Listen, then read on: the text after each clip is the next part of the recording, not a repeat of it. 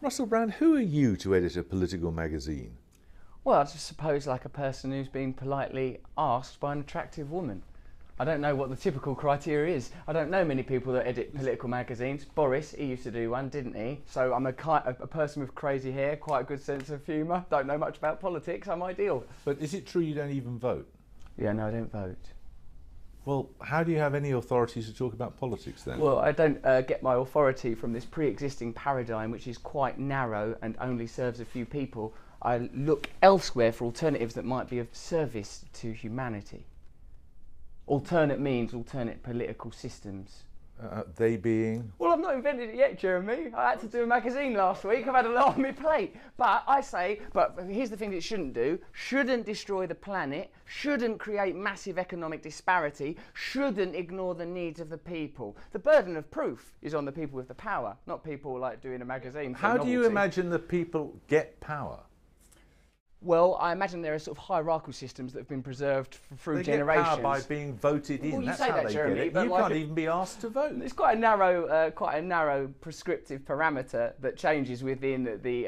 In a democracy, that's how it works. Well, I don't think it's working very well, Jeremy. Given that the planet is being destroyed, given that there is economic disparity of a huge degree, what you're saying? There's no alternative. There's no alternative. No, I'm not just this saying system. that. I'm saying if you can't be asked to vote, why should we be asked to listen to your political point of view? You don't have to listen to my political point of view, but it's not that I'm not voting out of apathy. I'm not voting out of absolute indifference and weariness and exhaustion from the lies, treachery, deceit of the political class that has been going on for generations now, and which has now reached fever pitch where we have a disenfranchised, disillusioned, despondent underclass that are not being represented by that political system. So voting for it is tacit complicity with that system, and that's not something I'm offering up. Well, why don't you change it then? I'm trying to. Well, why don't you start by voting? I don't think it works. People have voted already, and that's what's created the current paradigm. When did you last vote? Never. You've never, ever voted? No. Do you think that's really bad? So you struck an attitude, what, before the age of 18?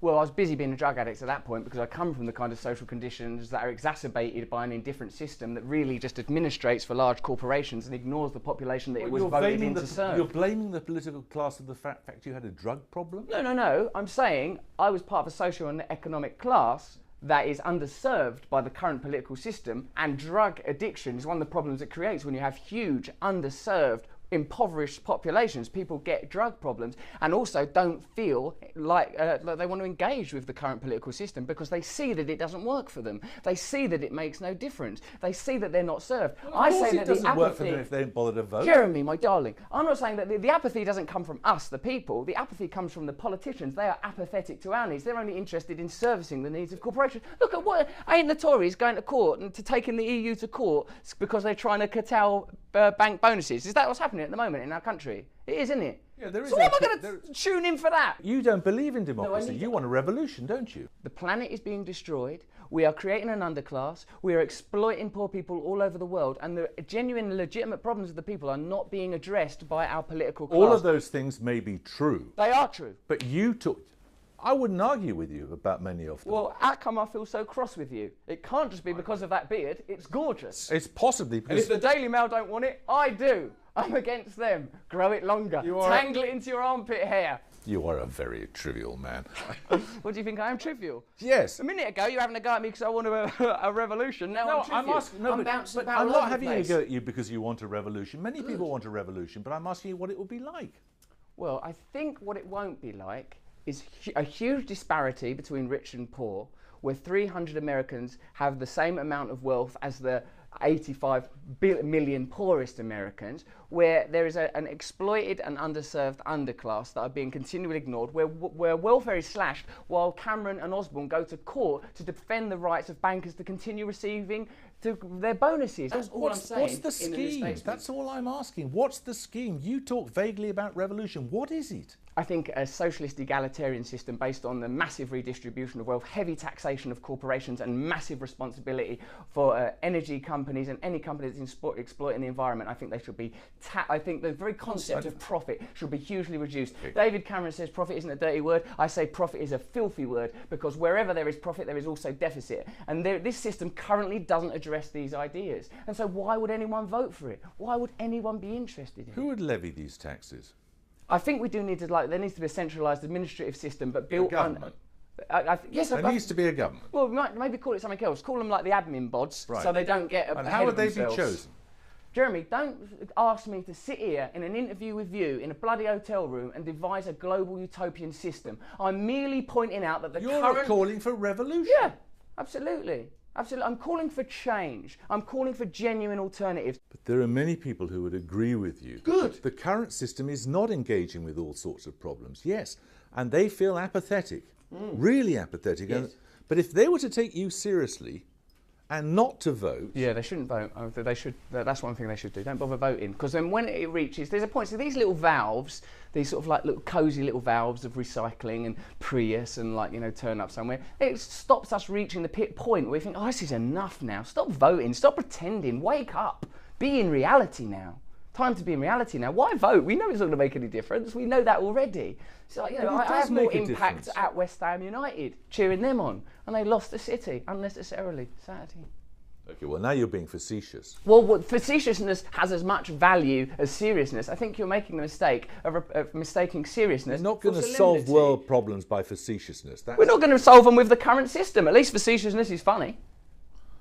Sometimes. Yeah, sometimes, Jeremy.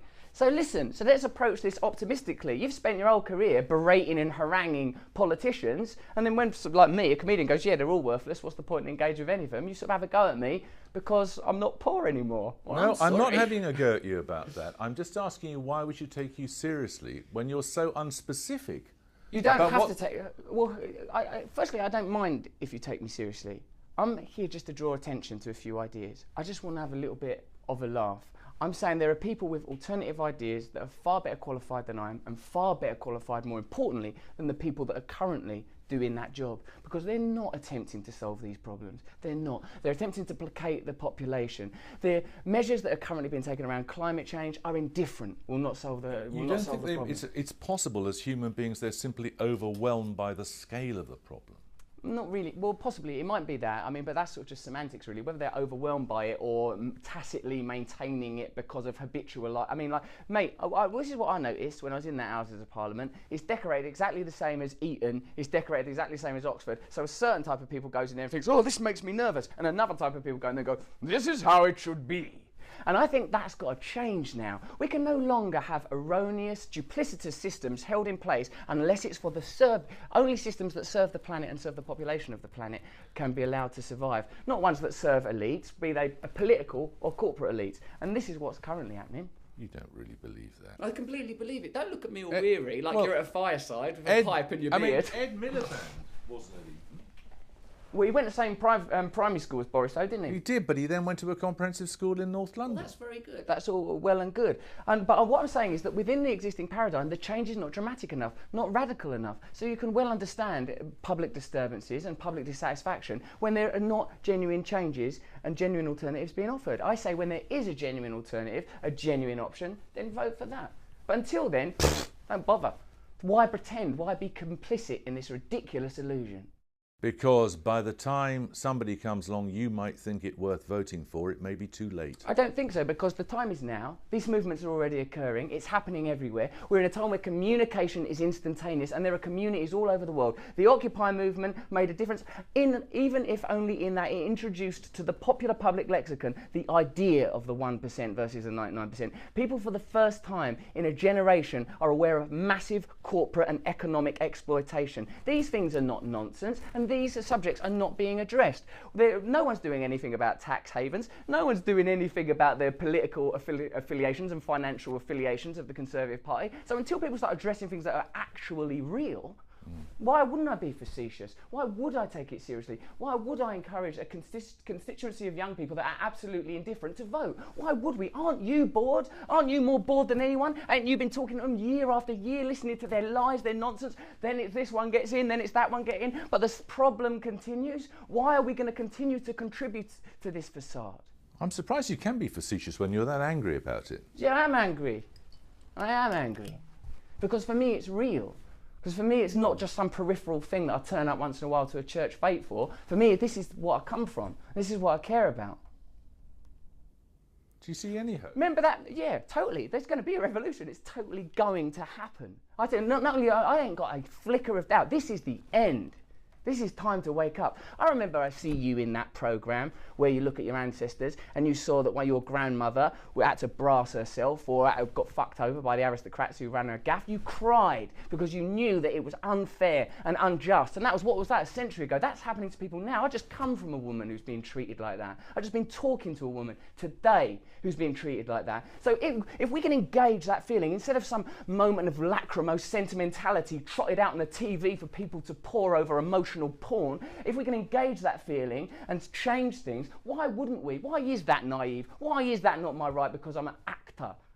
I mean, I've taken the right. I don't need the right from you. I don't need the right from anybody. I'm taking it.